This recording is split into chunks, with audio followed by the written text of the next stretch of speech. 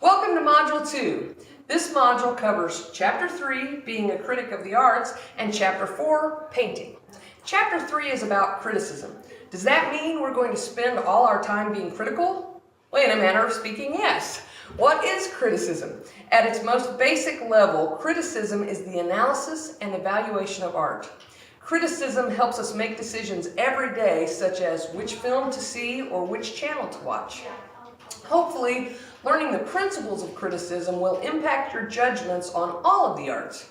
We don't just want to react in an emotional way, but we want to sharpen our perception of the work of art and sharpen our understanding of its content. There are basically three kinds of criticism: descriptive, interpretive, and evaluative.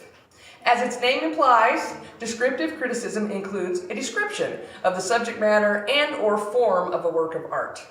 You can think of it as a higher level version of match game. In order to win the big money, you have to describe the work of art to someone not looking at it or listening to it, so that they have a relatively accurate idea of what it is. In descriptive criticism, you could be describing a painting or sculpture, the sequence of action in a film, a story, a play, or you could describe the statement, development, and repetition of themes in a symphony or a popular song.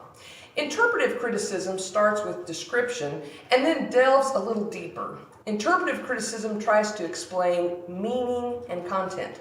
What does that mean? It tries to answer the question, what can be revealed about the subject matter by looking at its form?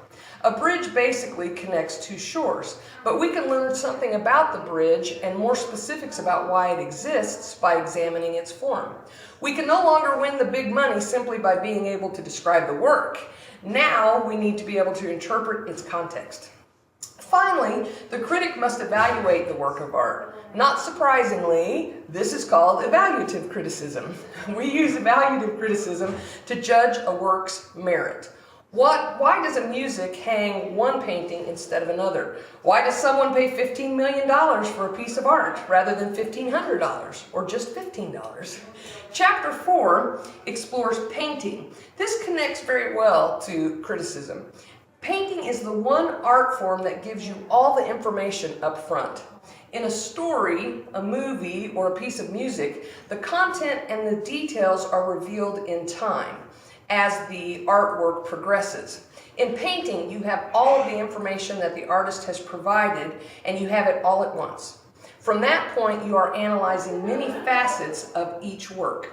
For example, you might ask, what is the media?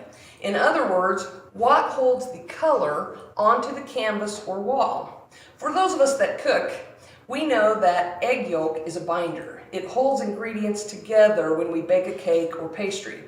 Old paintings also used egg yolk to bind the pigment to the canvas or to a piece of wood. That was called tempera.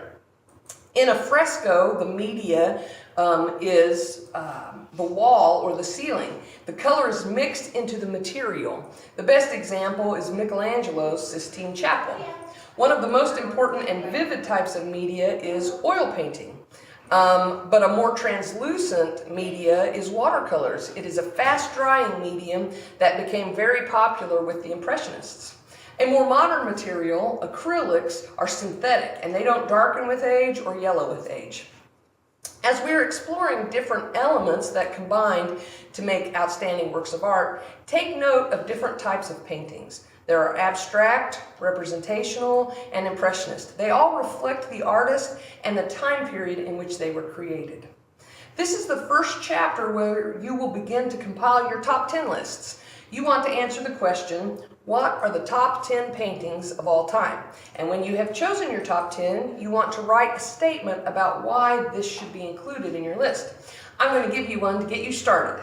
The Mona Lisa. Why should it be included in the top 10 paintings of all time? Well, let's put the Mona Lisa in historical context. Leonardo da Vinci began the painting in the early 1500s. Women in portraits at that time were only painted in two ways: in profile or in full frontal face. Leonardo introduced the idea of a body seen from a three-quarter point of view with the face turned to the viewer. This was revolutionary, and it influenced the way profiles are presented even in modern photography and paintings today. Also, Leonardo left very few completed paintings from this time period. Mona Lisa is a rare example of a work done after 1500, when he was already recognized as the most famous artist living in Italy, and it was completed. So why was this painting so important that he finished it? The Mona Lisa also has an interesting story of being stolen and then recovered, being owned by royalty, and then being smuggled into Italy from France. But its real value is how it changed portraits and painting style. I think you are going to really enjoy Module 2.